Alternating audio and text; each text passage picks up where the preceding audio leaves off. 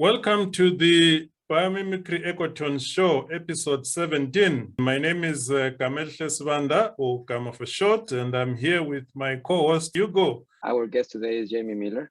He's one of the pioneers of biomimicry. He has also featured biomimicry in Fast Company, for example. I was learning engineering. I was learning traditional civil engineering and environmental engineering and thinking the whole time that there had to be more creative ways of doing design.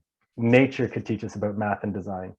And there's one theorem in particular that caught my attention, the Fibonacci sequence. Then the professor had us kind of explore that sequence in geometry. He said, "Where have you seen that spiral before?"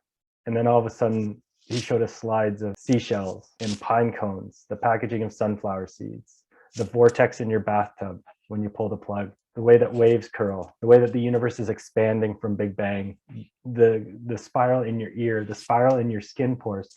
That was in 2004, immediately after I found Janine's book.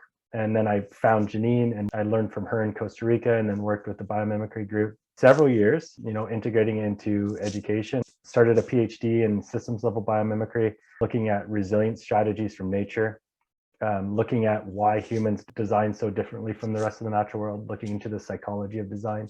I taught OCAD University's biomimicry program during that time. And then afterwards, I started Biomimicry Frontiers with the intention of trying to practically apply this philosophy. Why we're so different is that our fear of the unknown is being kind of influenced by our assumptions. And our assumptions are informed by culture, by history, by our education, by religions, by society. All of these things create biases. And what's interesting about biases is that it gives you a narrow view of the world. But then you'll also find confirmation bias to continue to make that thing more truthful. We're one of the only species that has been able to harness stored energy and create materials and environments that best suit our needs. I think we were in 4 points touching the earth. And then at some point we stood up. Then we lost 2 points of connection. Then we put some plastic, something like in our feet. And then we lost the other 2 points of connection. There is this lack of connection physically. Then we put some clothes. Then we have glasses. Right. Then we put a screen. So we keep tearing us apart. In Western culture, you think because you are the last one, you are the most evolved. Whether in indigenous cultures, it's more because you are the last one that you need to learn from those that were here before.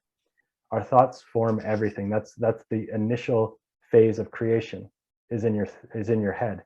The second form is when you speak it. And so if your thoughts are being influenced by these biases of the past, if you're holding on to histories, you're going to keep making maybe slight adaptations of old ideas. So it's like, how do we shift to truly bold new thinking? You have to start with the thoughts that you're pulling from. And as a biomimetic, as you guys know, the first thought for me is always, how would nature do that? Low Tech, it's a book by Julia Watson. What's your take on the idea of living buildings that begin to interact with the occupants? It's very difficult for engineers to accept the level of unpredictability of these kinds of buildings.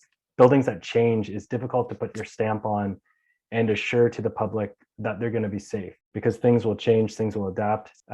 So that's the big thing, is the liability and who's going to be responsible for these. But I think it's an amazing kind of co-creation with nature. I see biomimicry very much about dancing with nature, but letting nature lead.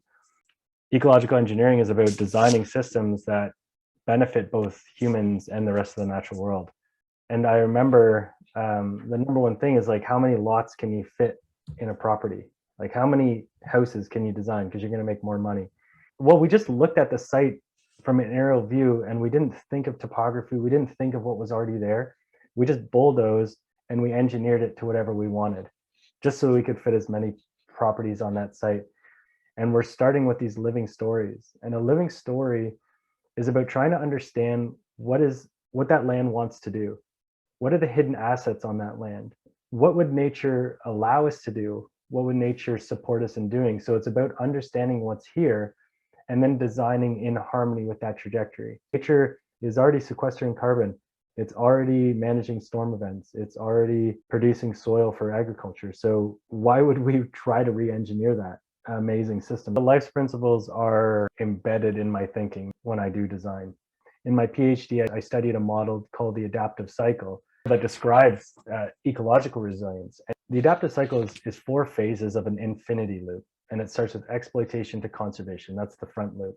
in nature, what happens is like after a forest fire, you're going to have our species come into that ecosystem and start to exploit opportunities. There's a lot more sun now because all the trees are down. You know, there might be more nutrients in the soil because of the ash. So these our species come in and they hit hard and they grow fast and they like die quickly, but they're also living and dying to create the biomass for larger rooted species to come and kind of take root. In conservation now, you have this complex system with lots of interactions, and it's a deep ecosystem. An old growth forest is a good example. It's taken years to get to this place where this forest is now interacting in a way that it's creating stable conditions. So it can resist or withstand environmental pressures because it's got all of these systems in place. It's got diversity. That intact canopy creates a bit of a dissipative structure so that the wind from the environment can't come in and disrupt the undergrowth. We know that all trees are interconnected through their roots, so they're communicating information and they're sharing resources. It's hard to change that whole system unless there's like a major release or reorganization.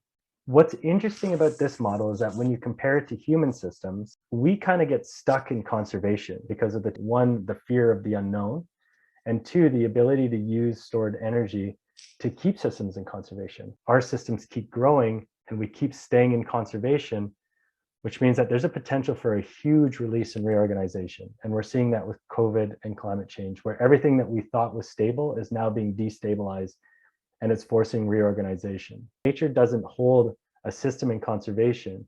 It has all of these smaller adaptive cycles within that system that are constantly changing. What is our human ecological mission? We need to create in a way that's harmonic with nature.